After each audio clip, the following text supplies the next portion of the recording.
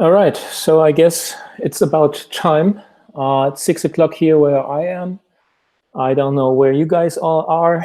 I see we have quite a few people here in the Q&A room.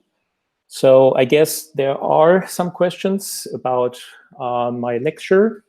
Well, before we start, let me introduce myself. My name is Olaf Monien, and I did the threading and performance tuning lecture this week.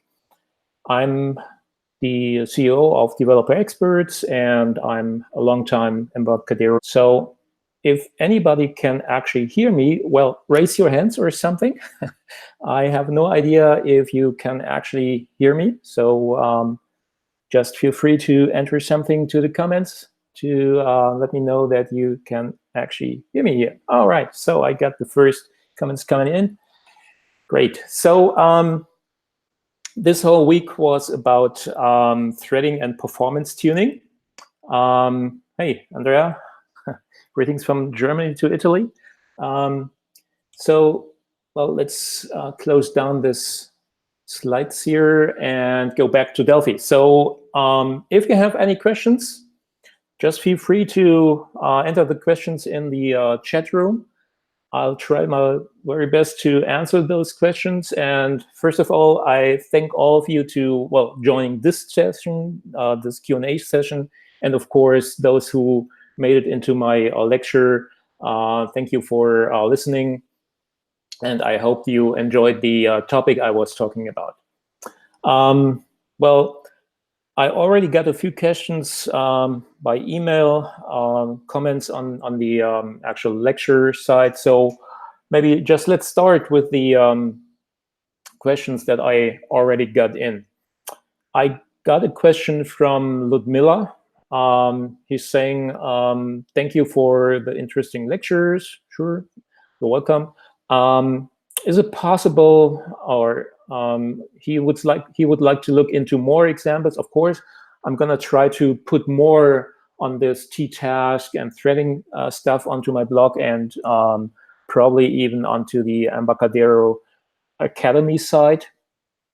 And he's specifically asking for how to read large XML JSON files or other stuff like copy dataset, stuff that just takes time. Can we put that into into the threading techniques that I have shown? Yeah, of course you can. What I've shown in the examples is basically, let me see where we are. We are in the thread pool example here, and this is the example where I created this little bit academic sample where we have just the consuming of time. Of course, anything that you put into a T-task run can be run in the background. So T-task run is somehow generic. You can do whatever you like with it. It's specifically a tool or a technique to put anything into the background and decouple your UI from it. So when we have this sleep 10,000 here, this is where your code goes that takes time. The only thing that you really have to, to be concerned about is anything that is here put into that place where sleep 10,000 is.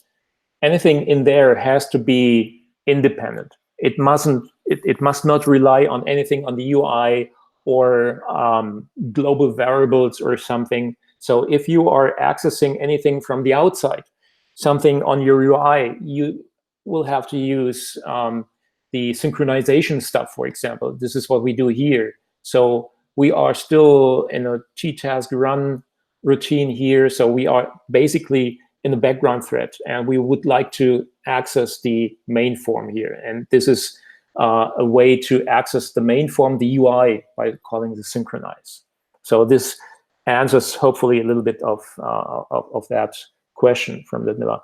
David is asking, well, or saying there are several threading libraries for Delphi. Can you quickly compare and contrast them? And should we use only the built-in thread class and library? What I've shown in this lecture is basically all from system.threading. This is the more or less newer library that has been built into Delphi. It comes with all this thread pool, t-task, and even more things that I've not shown here. So there is even a parallel for loop and similar things. It took a while to remove some bugs it had initially. And right now, I would say it's stable. It works for me. So I can do whatever I like. What I need in my daily routine was writing apps that need to put stuff into the background, that need to run multiple threads in parallel or whatever. I can do everything I need in here with that library. But of course, there are libraries available from third parties and from the open source domain. So there are some. So if I mention one, I would have to mention all others. It's basically when if anything is in here that you don't like in the standard, well, you are of course free to take any of the libraries out in the field. Just make sure that you read the documentation if it really works in your scenario. Like, does it work in VCL? Does it work in FireMonkey? Does it work on Android and iOS? Everything that we have in here is designed to run on any platform that we have currently in Delphi. So this is important. So if you're only developing for Windows VCL applications as a target, then of course you don't have to worry about would this thing work on Android. Android is a little bit special with threading and how an application starts off threads and all the things. So if you have an old library, it's possibly not working on Android. So just make sure that you have a third-party library that is still maintained. That's important. So yeah, I don't really like or would want to mention one of the third parties here, because if I mention one, the other authors will probably say, oh, mine is even better as that one, so I don't want to get into that business here. So there is another question that came in. This question is again about the t-task thing. Let me open that question here.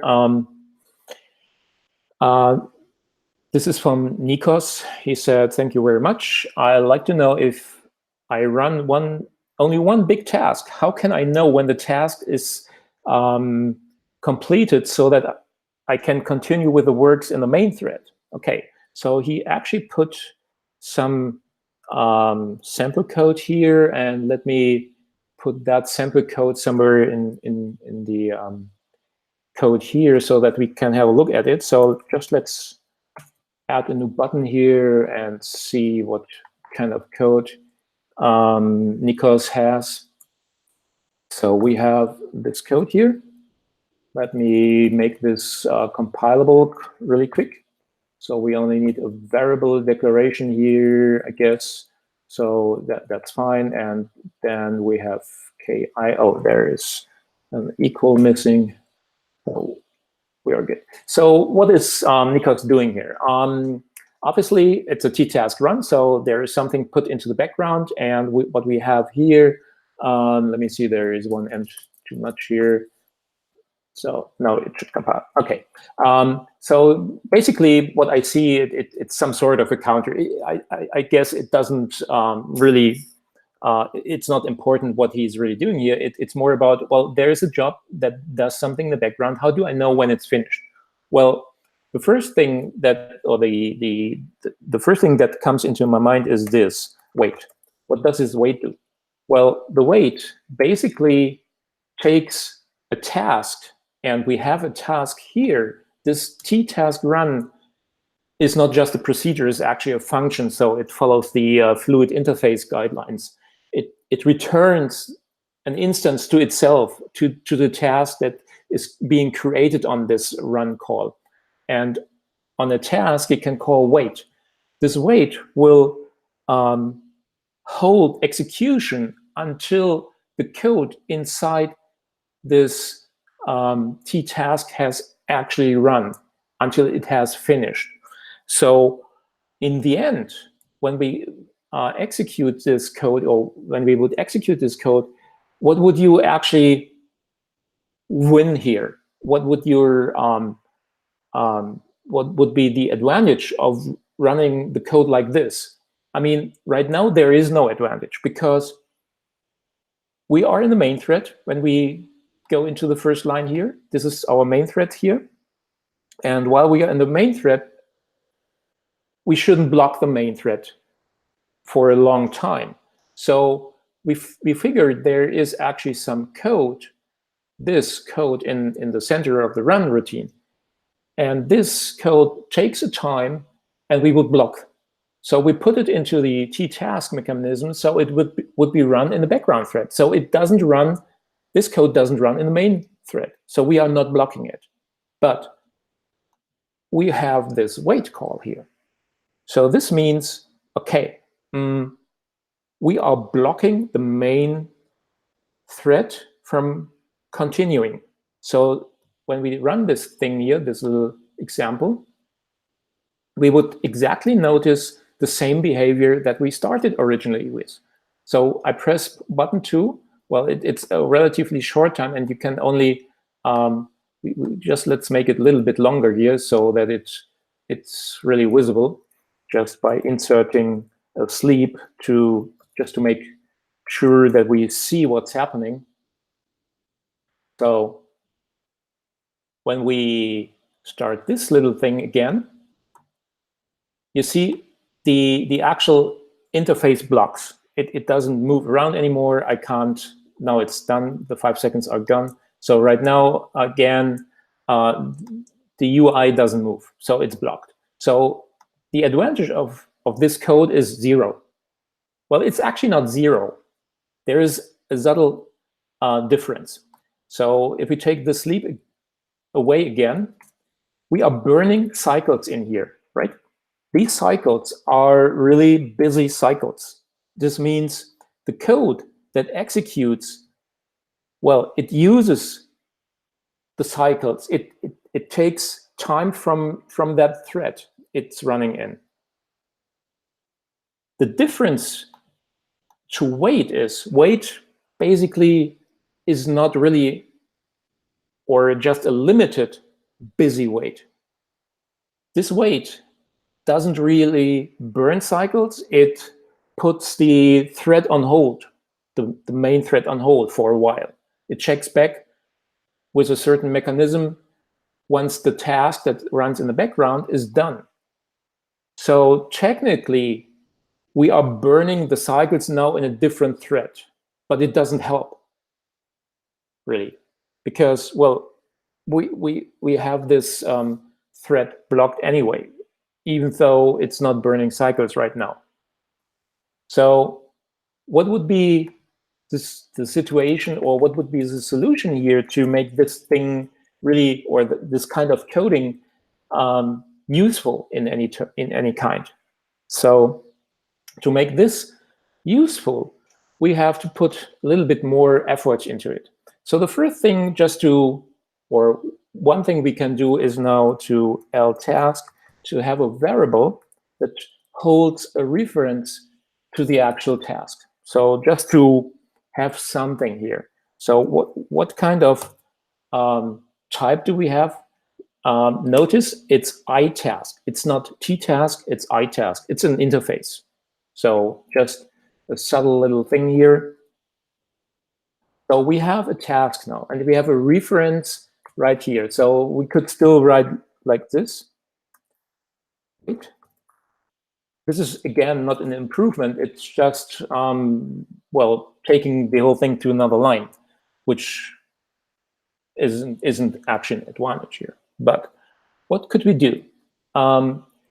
Instead of putting this thing into a local variable, we could place it somewhere else. For example, we could place it in the form and declare it as a form variable like this. So this is going to be ftask, and I'm going to declare that, oops, that's a wrong shortcut. I'm going to declare that one as form variable, as a private for example. Here we go. I task. Here we go. Okay. This is still red underlined because we have system threading down here. So let's move that one up. And I'm pressing F11. This is actually not standard. F11 comes from some interesting guy who does the dev tools. That's Andreas Hausladen's dev tools that I always install in Delphi. And it adds this add unit dialog or find unit file dialog. And it really looks into your whole library path, and it finds everything that you have in your compilable search path. So it will find system.threading, of course. And by pressing Shift Enter now, it will take the unit from down here to up there.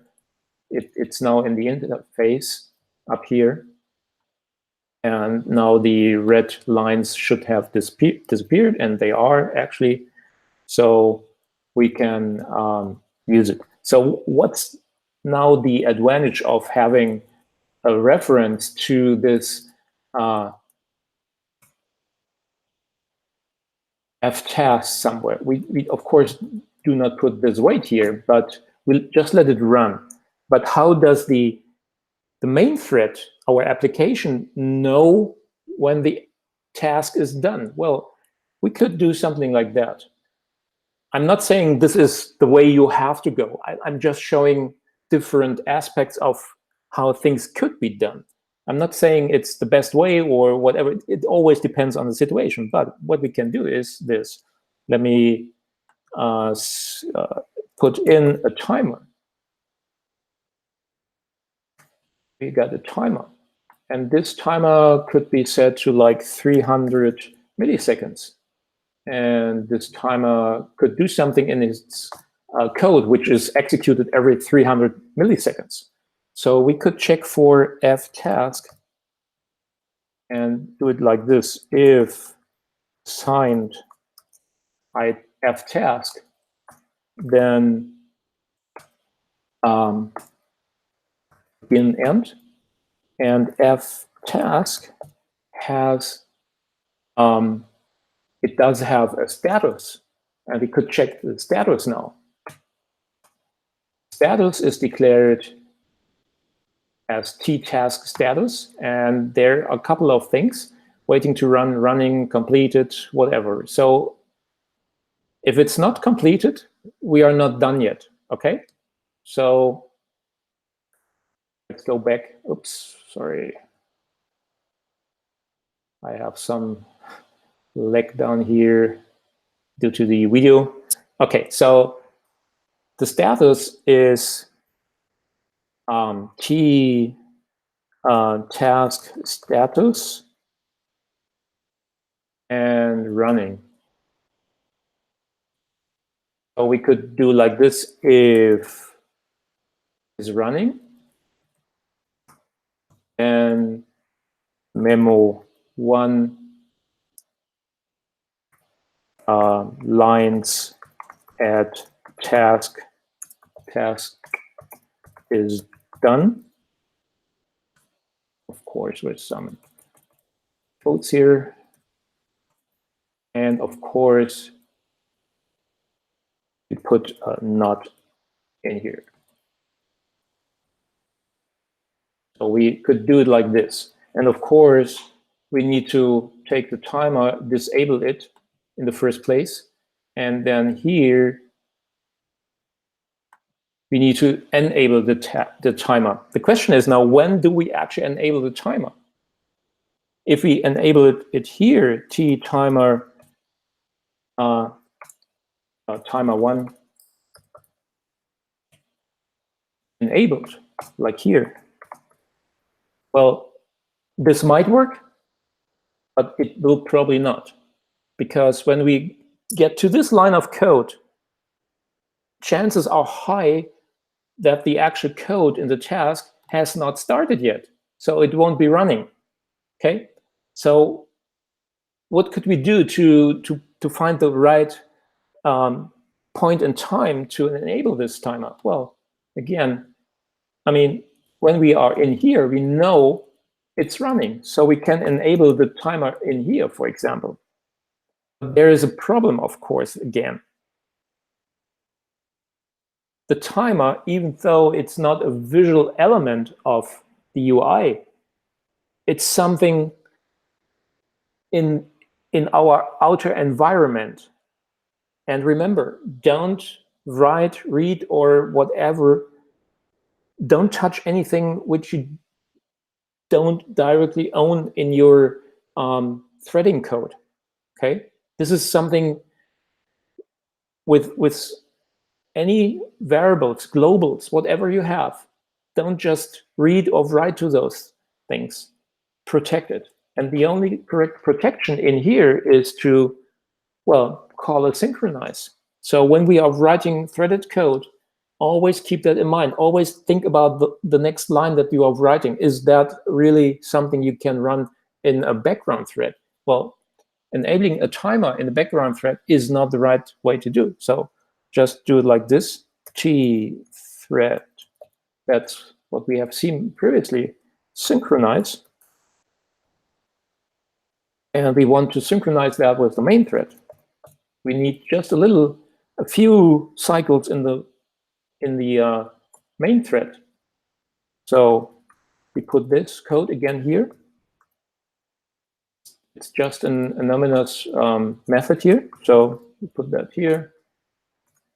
And here we go. So now we ensure, actually, the first thing that we do in the background thread is going back to the main thread. But it's the only way to check or to have the right point in time when this guy actually starts and gets into the running state. Okay, so let's run this and see if it would work. So I'm pressing button 2 now.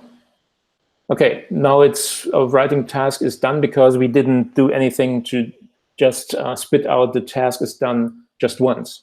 So this works. It doesn't have any exceptions or whatever. So that's something, that's one possibility.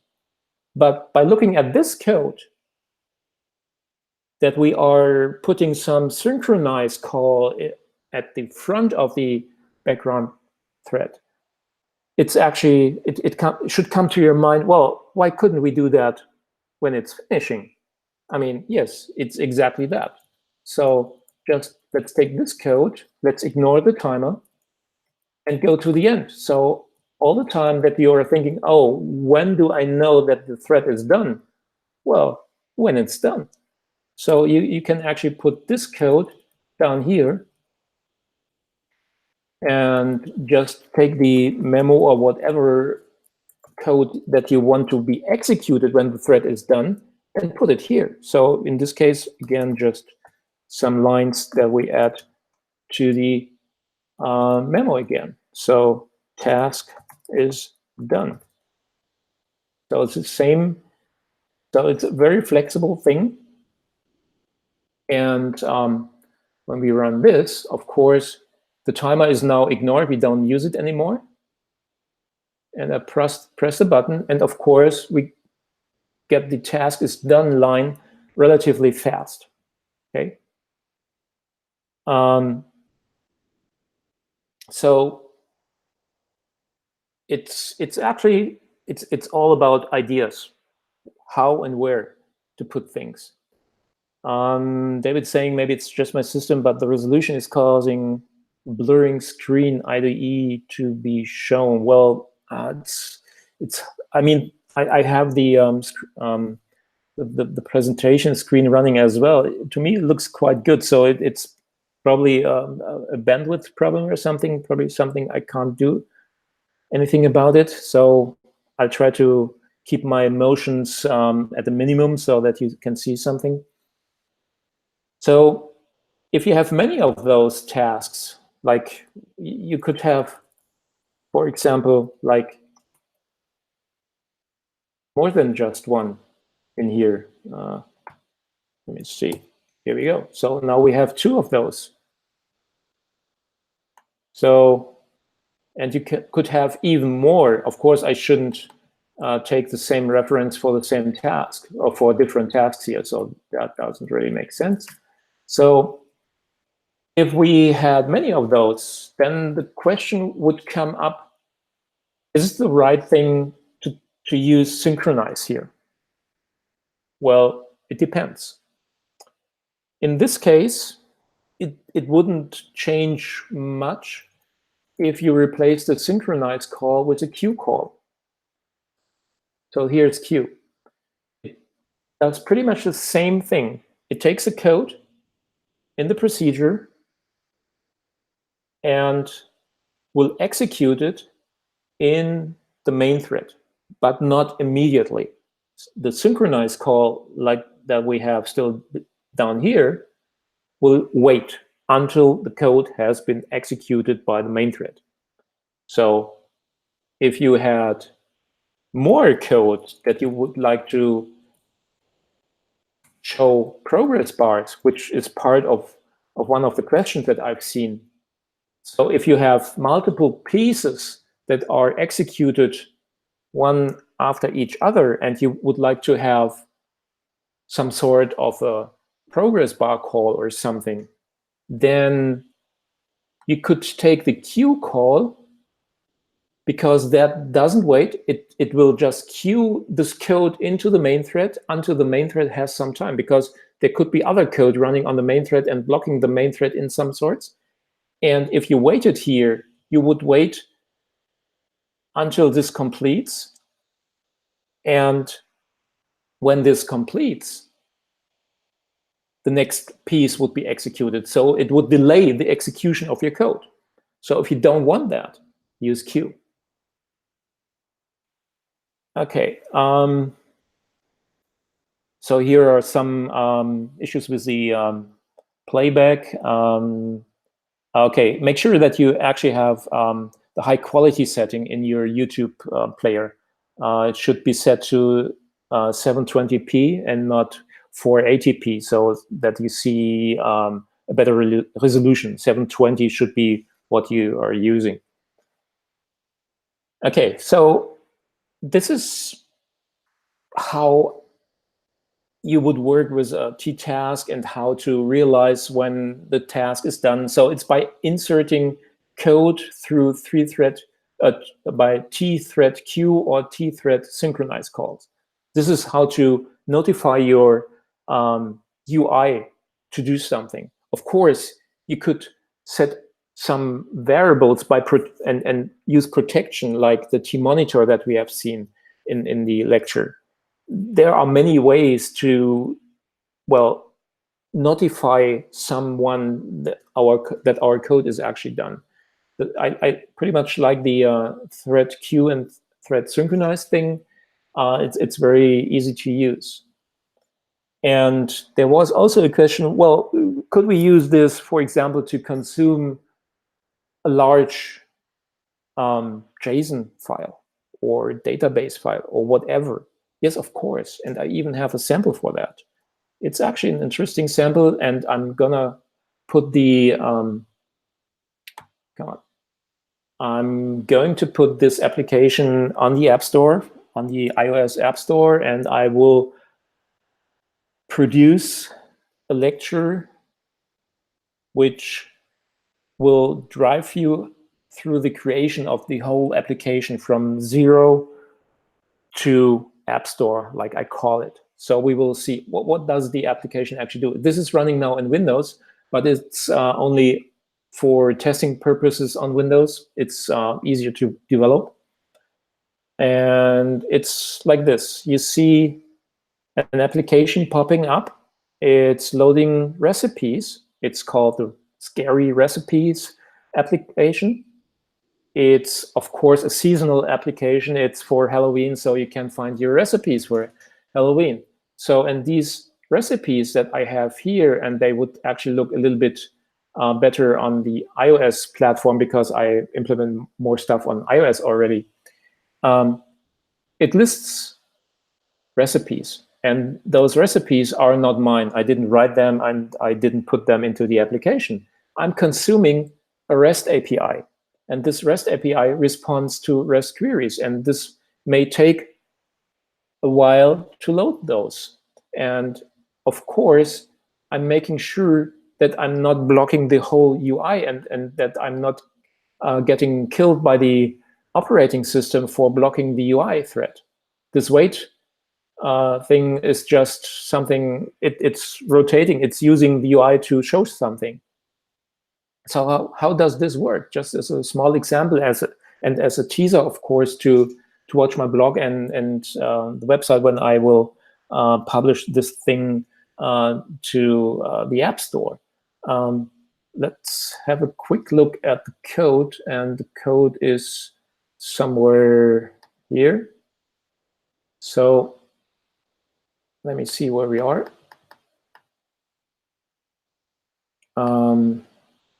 This is the wrong thing here. Let me navigate to the right position. So we have a form show. Form show event is triggered when the application starts. It's a little moment after the form has been created. Creation is a little bit different on mobile platforms, so that's the reason I'm using form show here. And this refreshes the recipes. In the very beginning, we have no recipes. And here, by calling refresh recipes, I'm doing exactly that. What we have seen in the lecture. I'm using a t-task run. And this shows something. This is something I wrote. It's just a pop-up visualizing that we are actually doing something in the background. It turns on the network activity wheel that you might have seen, or that you will see on mobile platforms. And it does this refresh recipes, which is in the data module. And the data module does a full refresh for the recipes. So let me see where it is. Get recipes. So here we have a client to our recipe provider. It's an API. It's a REST API. And we get recipes, and those recipes are, well, directly going into a t-rest request call. So we have a REST request being executed, and that takes some time. So yes, you can, of course, put REST requests into a t-task run call and hide them from, or decouple them from the UI. So it's a very flexible system, and I assume there are quite some beginners in this lectures that we were doing over the last 6 or 7 weeks. It's a boot camp, especially around those or around this new community edition of Delphi, which is a great thing. And the t-rest client that I'm using here is, of course, also in the community edition. So yes, you can do that even in community edition. You can consume a REST API that basically returns a large JSON file, a large JSON answer to a REST request, and process that one. So there is quite some code here behind, and this is basically something for a lecture on its own. So yes, you can do all this. All right, so I've been trying to explain a few more things. Hopefully these things were interesting for you guys. So if you don't have any more questions or anything to note, well, I would say thank you for listening again. And your questions are always welcome. So if you have more questions, just go to my website. There's a contact form. You will find my email address. And actually, I'll write it down here in the chat room,